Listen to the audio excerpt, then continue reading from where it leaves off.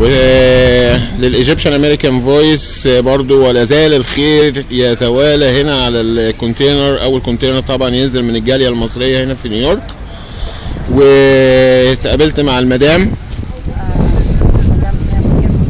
مدام منير. ازي حضرتك؟ الله يسلمك. انتي انا شايف العربيه ما شاء الله محمله حاجات كتير كده اهوت، وشايف الفرحه على وشك ان انتي سعيده ان انتي بعت الحاجات دي لمصر. والله لو نقدر اكتر الواحد يعني عايز يساعد بلده باي طريقه يعني، ونتمنى كده ان نسعد بيها الاخرين في مصر وتوصل للناس اللي يستحقوها، دي اهم حاجه. واحنا الحمد لله ولا بننتمي لاي حاجه هنا، ومش هقدر اقول اكتر من كده. يا رب بس توصل لفعلا الناس اللي محتاجينها، ما تروحش لاي حد. طيب بالنيابه عن صفحه الصوت المصري الامريكي، انا ببلغ حضرتك ان الحاجات دي تم الاتفاق مع القنصليه المصريه، وزاره الخارجيه، وزير التجاره شخصيا، مع برنامج القاهره اليوم مع الاستاذ عمرو اديب، ان الحاجه دي هتنزل معفيه من الجمارك، معفيه حتى من الرسوم الجمركيه نفسها.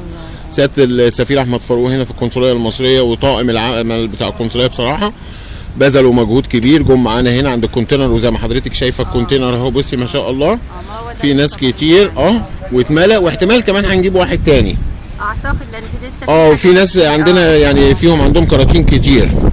طب حضرتك دلوقتي زي ما قلتي كده لا بتنتمي لاي حزب؟ لا، ولا لاي حزب، ولا لاي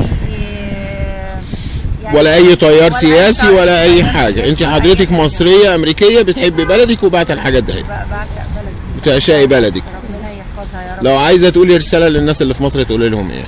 قال لهم يعني احنا شعب واحد وبلد واحده، وعايزين يعني من نخلي مصر ترجع امن وامان زي الاول، والسياحه ترجع زي الاول، والناس تعيش بقى، والشباب الغلبان ده يعيش، ونحاول نبقى يد واحده، وربنا يولينا من يصلح والله يا رب. وندعي كده ان ربنا فعلا يولينا من يصلح. حضرتك ساعدتي اي حاجه قبل كده مصر عن طريق اي حد هنا هو في امريكا؟